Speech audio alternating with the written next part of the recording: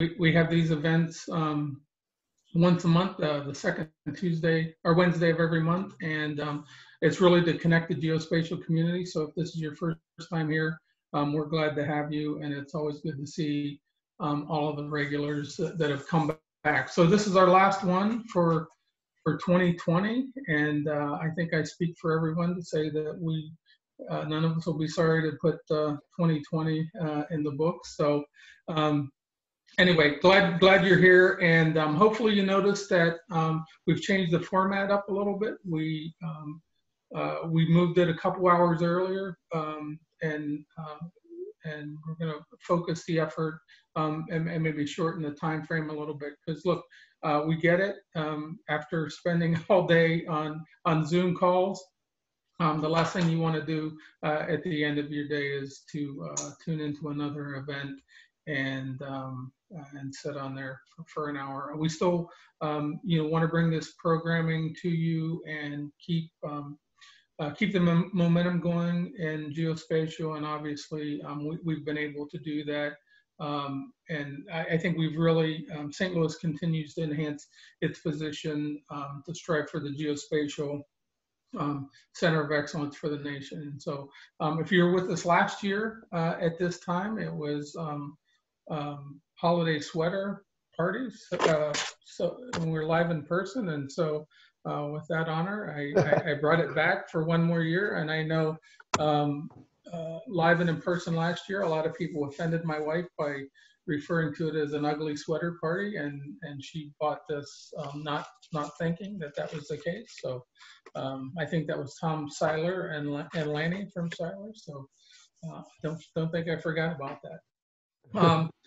So with that, we're going to start a series to highlight the first ever group of geospatial cohorts that came through Arch Grants. Arch Grants, if you weren't aware, provided their first round of geospatial awards, five cohorts that received $50,000 equity-free grants to work on geospatial technology. And as part of that award, they were given free space in the Geospatial Innovation Center at T-Rex. And so we're actually going to start a series highlighting those companies, and it's our privilege right out of the gate to have one of those recipients with us this afternoon. So for everyone, please welcome Ali Al-Jabry from Kwema. Ali, welcome to the show. Appreciate it. Thank you for having me. It's a pleasure to be part of the St. Louis community. Yeah. And I'm really excited to get this ball rolling, and really excited to know where people are from. So if that's okay with everyone, I would love to know what part of Missouri or what part of the US are you guys dialing in from, just so we can get an idea. We'll open it up at the end, and we'll give people a chance to give you some feedback on that, if that works for you. Even in the chat while we're talking, that's totally fine. Yeah, that'd be good. All right, thanks. So Ali, obviously you and I got an opportunity to talk a little bit, and we both have an affection for bourbon, so we got to meet prior to this and get to know each other a little bit better and share some stories. But I found your childhood and worldly experiences pretty fascinating. So for the audience, could you walk them through your background a little bit? Yeah, so pleasure, Ali Al-Jabry, as Mark so eloquently put it. Been quite a global entrepreneur, and been living in so many different countries for pretty much since I was born. And I would say that really built really strongly into me. I grew up in the Middle East mainly because my parents were working there, as a lot of parents do work in the last 30, 40 years ago when things were really interesting to be based out of there.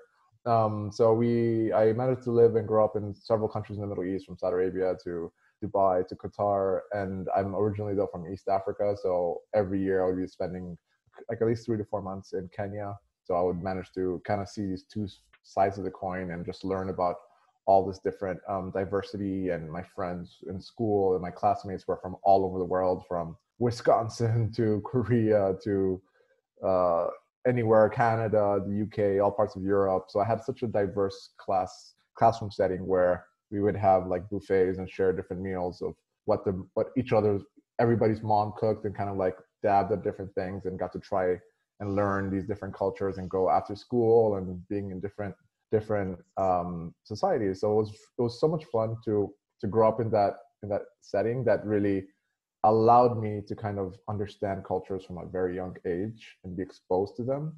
So that's resulting in me growing up speaking 3 languages, and that really helped me proceed in life. So fast forward to about post grad college, after working a couple of years in the Middle East, I ended up doing a really crazy thing. My parents were like, "You are crazy. Like, what are you doing going to Chile," which is where I moved from the Middle East? And I said, I want to go to Chile. I want to go to South America, learn about the culture, because I had very few South American friends. And I was kind of curious about what's happening in South America, and I love the Spanish language. I was also kind of young, so ended up moving to South America, living in Chile for about 8 years, I want to say. But between different countries, backpacking, and just doing all types of work. Because when I moved to Chile, this was 2007, so it was pretty early into Chile's economy's growth, right? So I got to kind of stand out a lot and learn things as I went by, which was such an exciting experience for me, because I felt like I was going to a land that I had no like reference of, and really learning the language and experiencing Chile as a student, as a professional, and as a foreigner, which really helped me obviously learn Spanish, and at the same time learn these cultural norms and meet other South American and Latin friends, including a lot of Americans, English, and Australians. So it was really cool to just invest in that. And as time went by, I obviously ended up venturing out and living some years in Brazil and learning Portuguese, which was another exciting milestone for me because that was my 5th language. And I got to really experience the culture there, hang out with a bunch of Americans and from all types of parts of the world. Some are like business owners, some are with the army, some are with different types of careers in their life, from old to young. And that's when my journey started into the US in about 2012, more or less, where I started making my first trips here and just feeling that whole ecosystem and investing more into what I saw as building a startup from the US. And this is my 2nd startup. So my first startup was actually started in South America and Chile, and my 2nd startup was founded in the US. So it all just kind of fell into place together, but I'll be happy to add more pieces as we continue the conversation. Yeah.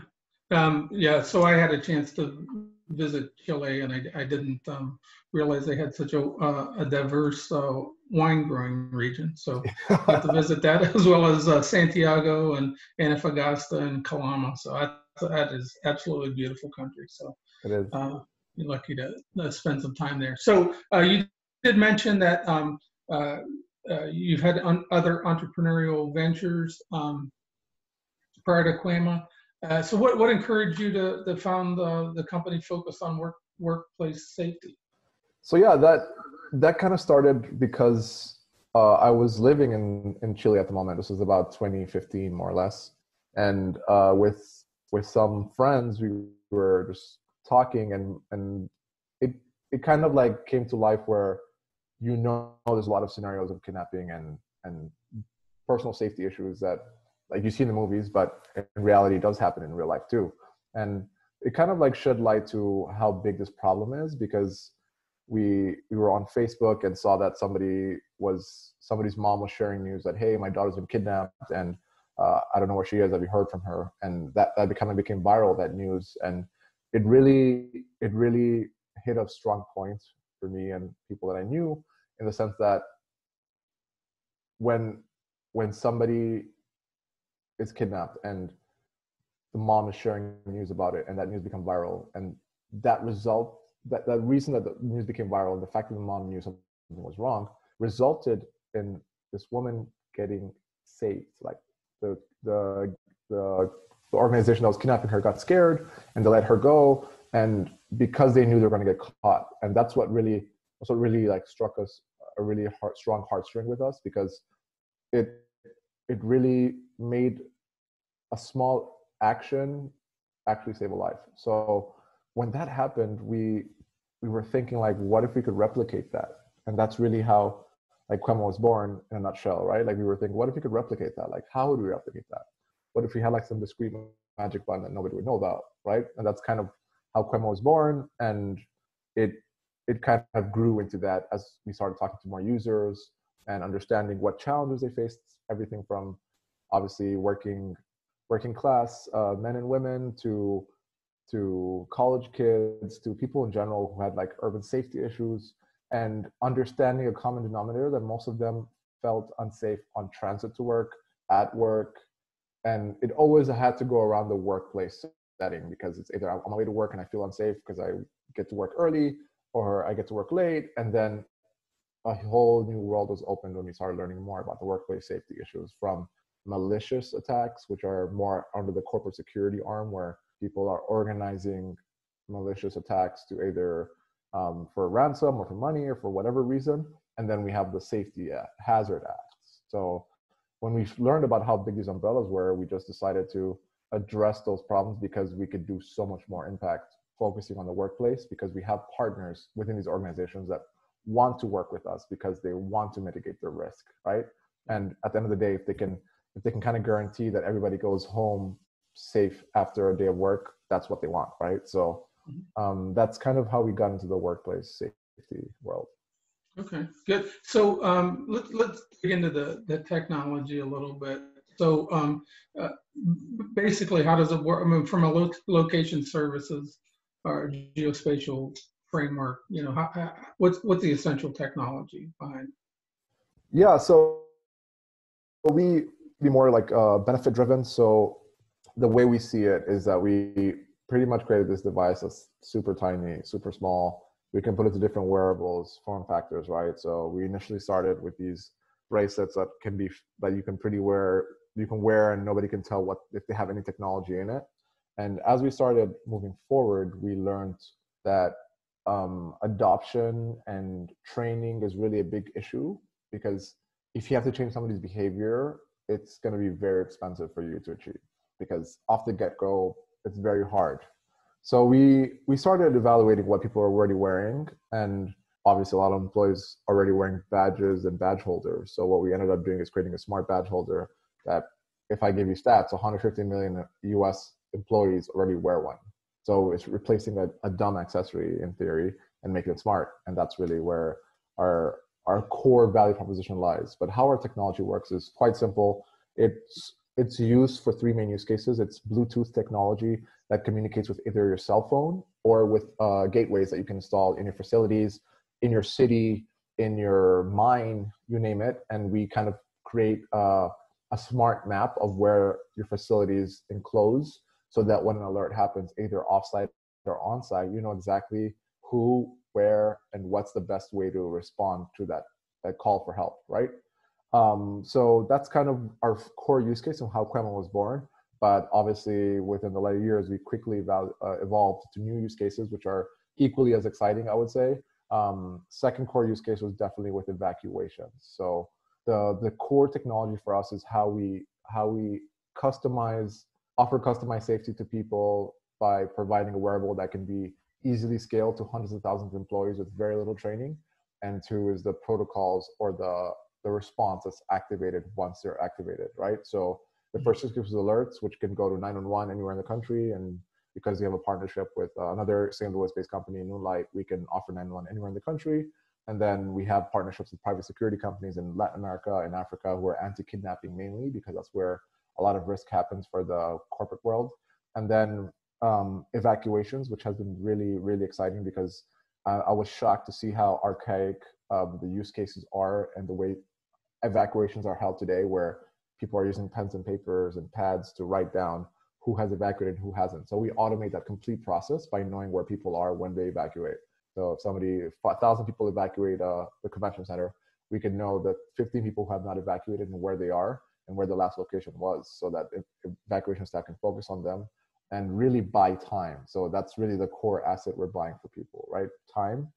And because of COVID, we had to kind of reinvent ourselves. So that's when we started doing a bit more of contact tracing. And that's pretty self-explanatory. It's more for workplaces and really just focusing on isolation, so that spread is not guaranteed. There's some cases where 5 exposure points a week happen, and if you don't act fast, that could easily be double-digit or triple-digit exposure.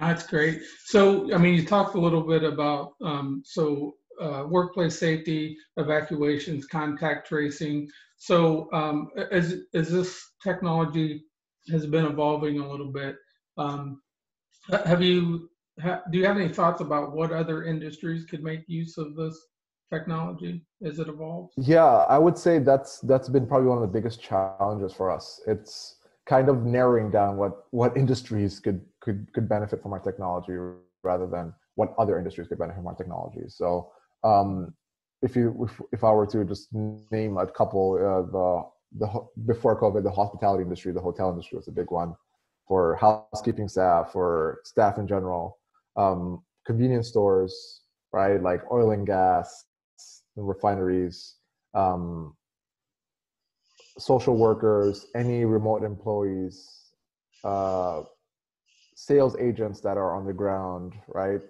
Call centers. There's so many different types of uh, job types that really face risk more frequently than we know. And as soon as we start a conversation with these folks, like, we understand how big these challenges are, and not only are companies trying to do the right thing by addressing their moral and legal responsibility to take care of their people, but it's also a huge financial hit for companies that are losing tons of cash. So Yeah. so we really kind of make it simple and quantify the ROI for all these different types of organizations, and it's easily six figures and plus for these organizations. So we try and keep as much conversations going as possible, and some solid use cases have been, for example, with child protective service agents that have to go to houses to see how children are living, but at the same time risking their lives when they do that. So it's been really eye-opening and humbling to see how much impact we could do when we partner with these organizations rather than go there alone down this journey Yeah. alone. Yeah. So I mean, a lot of these industries you talk about have some kind of privacy or HIPAA related issue to it. So I mean, do you guys address that, or how do you address that? Yeah. We address we're HIPAA and GDPR compliant because we only store anonymous data. We don't store any personal data. So that allows us to be very as intensely secure as needed, or as non-intensely secure as our clients need us to be, right? And we do that really through APIs. So the APIs really help us kind of put our eggs in different baskets when it comes to security, especially cloud security. So that's really one of our core selling points, because we can do that, and that's why we've gone off after some pretty big contracts across the country and globally. Yeah, very good. Hey, we've all been affected uh, by this pandemic and at different scales. So as an entrepreneur trying to get a company off of the ground, I mean, this obviously had some level of effect. So talk us through trying to be an entrepreneur. I mean, obviously, I mean, you may not have foreseen the utility of contact tracing for this technology. So, I mean, can you talk to us a little bit about how this past year has affected Kwema? Yeah, definitely, because I don't think we ever were focused on consistent tracking. We were more focused on strategic tracking. So we all normally get opt-in from our users and our customers, who are kind of different, I guess, and understood how they would opt in to fully use our technology, right? So if we remove contact tracing, that was really around emergency alerts and evacuations, right? Like, they both wanted to be helped when they were in danger and when they had to evacuate, because who knows what could be the reason they're evacuating for if they don't know. So considering those two things, those are really our strong use cases. And we had a lot of big business lined up before COVID hit. Right around this time last year, we had a really strong pipeline of customers who were interested from insurance companies who were insuring executives and kidnap and ransom risks, and probably had a couple $2 billion in insurees, and that kind of obviously got postponed because of COVID. Nobody was traveling. So I would say, like, a lot of the major accounts we were focused on, which went from all the way from huge corporate security arms across Latin America, the US, Europe, even had a customer that told us they had one of their plants that was overtaken by armed forces for a couple of months before they could regain access. So it was a very strong use case for them that happened to them last year, and they wanted to implement it shortly after. So all these kind of different focuses of safety kind of completely disappeared because nobody was going out again. So that really made us have to reinvent ourselves and do it quickly, because it really slowed down a lot of our growth and a lot of our major customers that we had been working on for 6 to 12 months prior, right?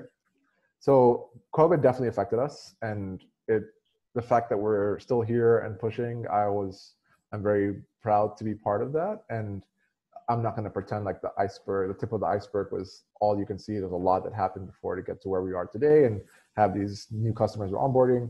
But it also gave us an opportunity to kind of go back to the drawing board and think, who are we talking to? We're talking to EHS, Environment, Health, Safety. We're talking to corporate security. We're talking to HR. We're talking to risk management coordinators. And then we thought, who are the ones that have to deal with this COVID outbreak right now? The same people.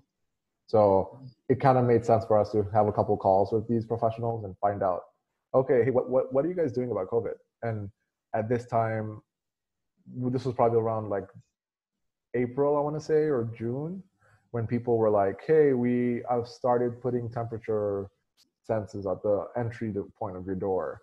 We started having you sign in when you get to the office. So we realized that the first layer of things to do for most organizations was like office entry screening, right?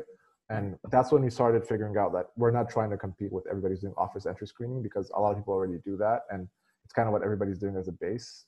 But we quickly found out that contact tracing has been very effective in South Korea, in Germany, and it really helped isolate and mitigate the risk really quickly, because that's really what matters, time. And guess what we were doing with our emergency alerts and evacuation system? Buying time. So it kind of really made sense for us to invest in contact tracing technology and adapting our technology to be able to provide that service. So that's when we started doing that, and ended up getting a sense of urgency factor that kind of spurred up again, and that kind of led to where we are today. Oh, great. It's good to be able to be agile enough to pivot on the fly like that. Yeah. So if Ali, if you and I were sitting back here in December 2021, where would you hope to be in this process? Well, that's a hard question. In a year, we definitely would envision ourselves already probably getting, this is me being hopeful, at the end of the whole COVID focus and more on the return to normalcy operations kind of focus, but who knows? That being said, we already have pretty big plans to implement very ambitious projects that, in a resilience standpoint, because at the end of the day, pre-COVID, post-COVID, we're kind of empowering operations resiliency, right? Making sure that people can get back to work every day, making sure that people who face any incidents which are unpreventable, because there's a ton of them, can actually get the right help and not suffer the full spectrum of the consequence of that incident, right? So for us, we already have some pretty exciting pilots we're running and want to implement a lot more rollout plans with manufacturing plants, and have a really strong lighthouse of use cases that we can present based in St. Louis, in Missouri, and the Midwest specifically, because that's kind of where we're building our geographical footprint, and have the strong use cases within those geographic locations. That being said, we do have some pretty prolific customers in Mexico, and in my trip to Africa that I'm going in a couple of weeks, actually in less than a week, I already have some pretty strong use cases with Fortune 500s that have operations in Africa and have been pretty interested in what we're doing too. So for now, I would say end of 2021 would be a win, when considering that COVID already has a solution, is on that upwards trend of going away. And two is us really presenting our lighthouse use cases to all different industries, and generating the traction we're already seeing now, 10x. Yeah, good. All right. Well, we're certainly glad to have you in our fine city, and and hopefully we will be able to get back here in 2021, well, in person maybe, and hear your story. But I wanted to change gears a little bit. So you're no stranger to the fact that St. Louis is putting on kind of a full court press to, be a place for, especially in the geospatial cluster, where entrepreneurs can land and grow and have access to resources that they may not otherwise have access to be effective. So you've been into entrepreneurial space all over the world, and obviously you can maybe assess on how we're doing. So from where you're sitting, how do you assess where St. Louis is at in that drive to be the Geospatial Center for Excellence, and what would you think that we'd have to do better? Yeah, so I mean, from the short period of time I spent in St. Louis, I moved here in September by way of Capital Innovators, and I got to kind of experience the whole Cortex district and see how that was. And then I got to experience the T-Rex and the downtown, which is actually where I live right now. And I will say that I'm very impressed by a good way to put it in a short perspective and then build up upon it. It's like, it feels like it's a bus going in the right direction and having the right people in the right seats moving that way, if that makes sense. So I feel like you have the right players and the right people who are as excited enough to move the innovation and the geospatial focus towards the right direction. And you see that happening in real time, right? So I've managed to get in a bit early on several ecosystems that have developed quite drastically in a span of 3 to 5 years. And as we talked about earlier, I'll use Chile as an example. And this is something that I'm seeing here in St. Louis is way more advanced, obviously, because St. Louis has been, Arch Grants, for example, has been around for about 10 years, if I'm not mistaken. And that's a really good thing to piggyback off what I experienced in Chile, because I've not been in St. Louis for 10 years, obviously. So if I look at a program that happened in Chile, for example, which is called Startup Chile, was run by the federal government. They were bringing entrepreneurs from across the world to come to Chile and spend 6 months there and do some kind of return value agenda where they're talking to people who didn't know that entrepreneurship was an option, right? So they were investing and actively doing that. They got an equity-free grant similar to Arch Grants is giving, and they were kind of doing it as a way to pay back the community. And if you fast forward to 5 years from now, Chile has probably had 4 to 5 exits of $1 billion plus startups, and a lot of entrepreneurs are flourishing out of Chile. So this has already started, and St. Louis as a community in general has already started reaping that benefit. Like we just saw an exit last week, I think it was, with a St. Louis-based company that was acquired, and there's a bunch of entrepreneurs that are based out of St. Louis. We have organizations like ITAN that I'm a part of too, and I engage with, and I find entrepreneurs left and right, and then with Capital Innovators as well, and then with Arch Grants, I think Stadia Ventures, and there's a bunch of different organizations that are all involved. But then what's exciting is how everybody is open to collaborate. Nobody is like, hey, this is me doing my thing here, this is you doing your thing there. I find like it's more exciting when everybody is working together for the common goal of putting St. Louis as like a strong innovation hub, and then the specialization factor, which is why I think the geospatial angle is going to be really exciting as time goes by, and obviously as COVID diminishes. I have huge hopes for what the future of St. Louis has and what the president is already honing in on. I think maybe something that can be done and be a bit more and measured a bit more would be potential connections for startups. So I think it would be really good, sort of what you already have started doing for us, Mark, right? Like connecting entrepreneurs who are in geospatial or who have a use case that may be adjacent to geospatial or whatever, with potential customers, potential pilot customers, and really using that as a KPI, because if a startup onboards a customer or even onboards a free pilot with a potential customer, like that's already a win, because those are things that you could that add value and present unmeasurable value for startups, because you could raise millions of dollars, but you can't guarantee a pilot and a use case within an organization. So if the geospatial community in St. Louis continues to nourish those use cases and invests in them, the only thing that's going to come out of it is success and huge attraction for a lot of startups and also a lot of corporates, because corporates need help too. Yeah, that's great perspective, and we really appreciate it.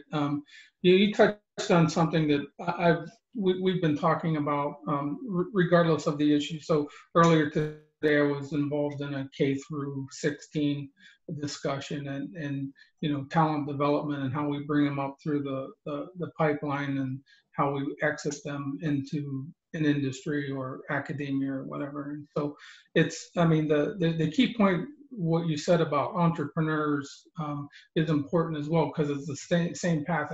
Unless we can have a real commitment and dedicated industry partners to be able to connect to, I think that's the key. Whether it's an entrepreneur, whether it's a K through 12 initiative, we have to have a point of departure, for entrepreneurs or even in talent as we develop it. So I really appreciate that perspective. And hopefully our industry partners are, willing to step up and present hard problems and challenges and opportunities for people. Yeah, and definitely. I mean, I think right now, even through public school systems, there's a lot of complementary, extracurricular entrepreneurship classes that should be more involved in the innovation communities to start spurring up this curiosity factor, right? In the youth, and then that will obviously pay off in a short time frame. So I think that's already kind of happening, and I've been happy to participate in some of them here in St. Louis as well. So I'm very excited to kind of see all these different parts of the spectrum come to place, right, and develop. And geospatial is obviously a really good strategy for the region. Yeah, obviously this is an exciting time. I tell people all the time, I've been in this business for 3 decades, and this is by far the most exciting time, certainly here in St. Louis. But so kind of last question for me, and it's one that we never let anybody get off the stage without getting to know somebody a little bit better. So when you're not in T-Rex cracking code, so what do you like? I mean, obviously if people weren't on board early as we started ramping up for the session, you told us about going on a Christmas safari in Africa. So what else do you like to do beyond taking safaris at Christmas? Yeah, I have a lot of things I like to do. So travel is probably the top priority for me. I love learning cultures and even knowing how things are a bit different here and there. And I mean, I've lived in Alaska, and I've hung out with local Alaskans and learned a bit more of how they do things there, like barbecue, how you cook salmon right, and all that stuff. And I think the same thing here is start these little corals and understand these pockets and really invest in culture, learn what the culture is about. Because somebody who is from St. Louis is totally different from somebody else who's from Kansas, has their own different ways of what they believe in, how they make their barbecue, and all these different things, right? So I think that's probably what I love the most is learning cultures and asking people about, hey, so tell me more about your culture. So what exactly? So why this, why that, right? Like a curiosity factor about culture is my top priority, is what I always do pretty naturally. And then, as you already know, I love fine spirits. So Kentucky has been a really cool part of the States that I've loved visiting, especially because of all the distilleries and all the history, right? Just how all this history came along, and it's been somewhere that I've really enjoyed learning about, even how the bourbon industry exports to Japan as a priority. Who knows that? Most people don't know that. The US is one of the top sellers of fine liqueurs to Japan. That's crazy. That's pretty awesome. So just investing in that and behaving like a Roman when you're in Rome. So in the US, I obviously having what most Americans have and learning about their culture. And then when I'm overseas, I do similar things. When I was in Chile, as you so well mentioned, I became a connoisseur and learned a lot about different cultures. And then third is obviously meeting fellow entrepreneurs and just openly venting, openly talking about problems, openly talking about the wins and losses, and no real agenda, but just talking to fellow entrepreneurs, because that's how we maintain our sanity as founders and entrepreneurs, because it's a tough journey. But the more you can open up and share war stories, the better you are mentally. Yeah. And then pre-COVID, because this has been a while, I love playing basketball. So I was I started downtown. I was about to sign up for the MAC, and COVID happened. So I was like, there goes my basketball time, because they have a beautiful indoor court. So I was getting excited to go in there and just shoot some hoops and play some pickup games and legs around and feel like I did in varsity and junior varsity in high school and middle school. But that went down the drain. But yeah, like being active, doing outdoor activities, driving around with my wife, exploring the arts. We're huge arts people, so we love going to museums, watching shows, watching movies, spending time with my team. I envision learning one more language at the very least the next 5 years, Japanese or South Korean. So that's probably going to be my sixth language. And yeah, so that's kind of the main things that get me going and allow me to get up. Well, that's awesome. And so we can share stories about Kentucky bourbon some more as we move forward. And I don't know if you know this, but St. Louis, I'm not a native St. Louisan, so I can say this, but they have their own language. I married a native St. Louis, and she had R, shouldn't be R's. And when COVID's over, I was starting point guard on the 1981 Beaver Local Beavers basketball team back in Ohio. So I averaged 1.9 points a game. So we'll have to have a you got it. They used to call me the Majestic Hook, so be careful.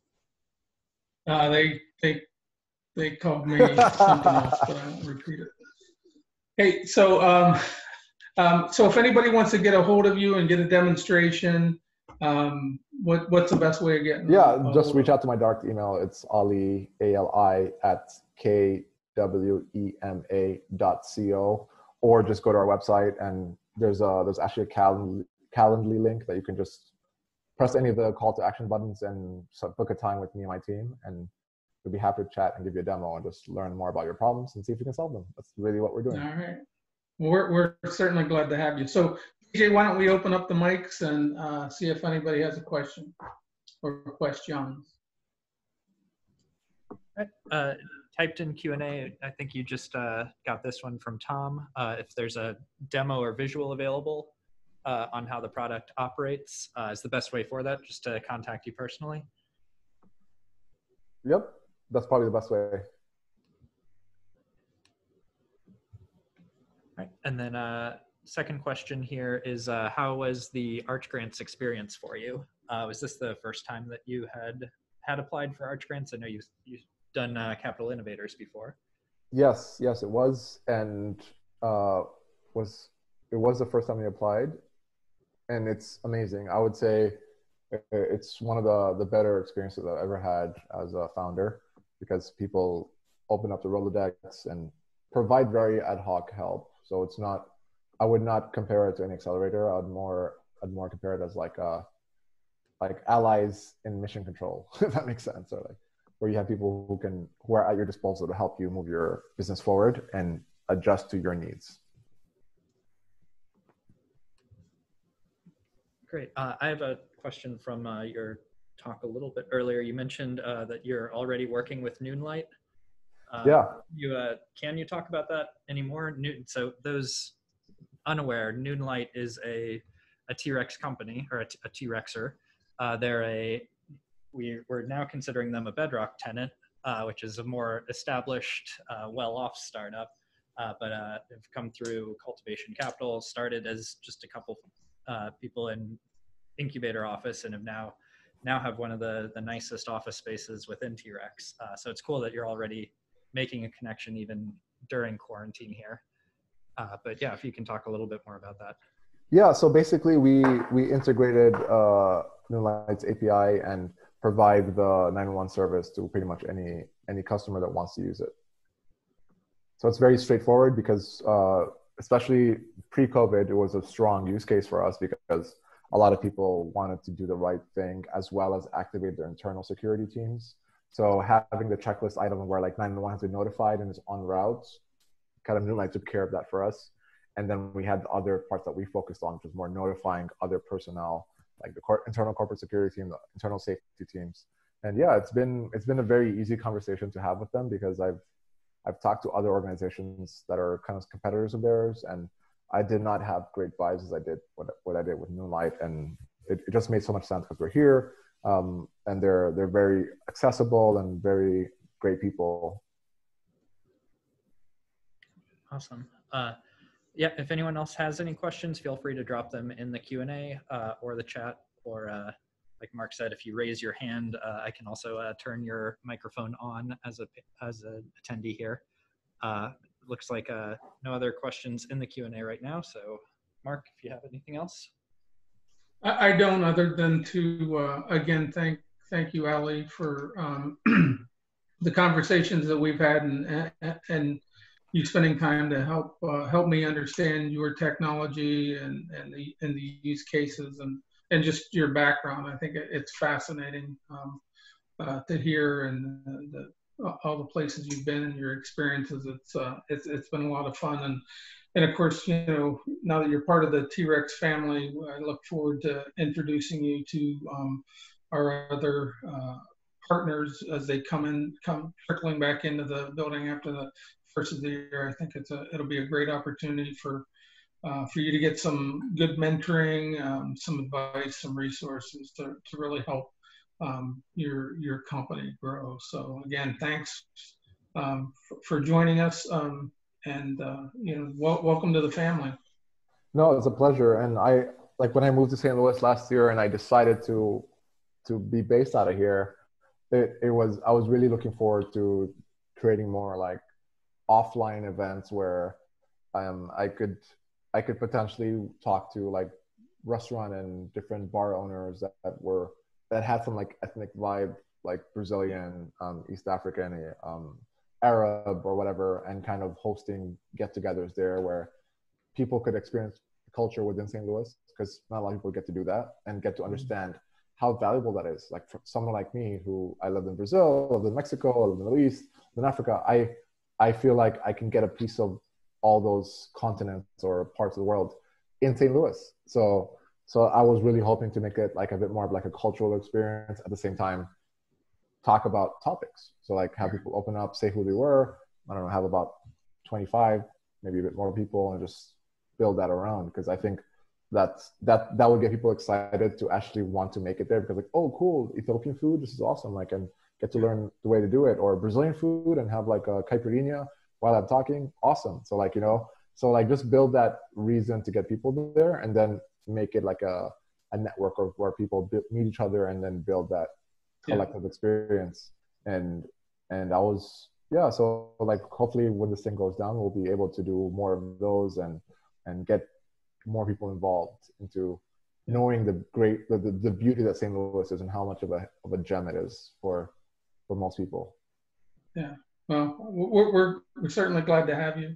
And BJ, one last call for the people on the line or on video. What was that? Sorry, Mark. I said one last call for anybody who has a question, and then we'll go ahead and wrap. Oh yeah, final call, last call here. We did. It looks like the furthest that we got from attendees saying where they're from is Chicago. So we gotta reach out and get a little bit more global. Yeah, definitely. Well, we got some folks from DC. I see them online. So cool. So anyway, all right. Thanks again, Ali. And for those of you, for everybody on the group. So in January, we're going to highlight Hum Technology that's focused on the rail industry. Byron Porter, who's a local WashU guy, who's been working with us for a bit now, but has been was a Arch Grants winner. So we'll host him in January, and we look forward to having everybody back after the first of the year. If I don't talk to you before then, have a great holiday season, and Ali, you have a great safari down in Africa. You got it. Christmas safari it is. All right. All right. Out here, everyone. See ya. All right. Take care, everyone. It's a pleasure.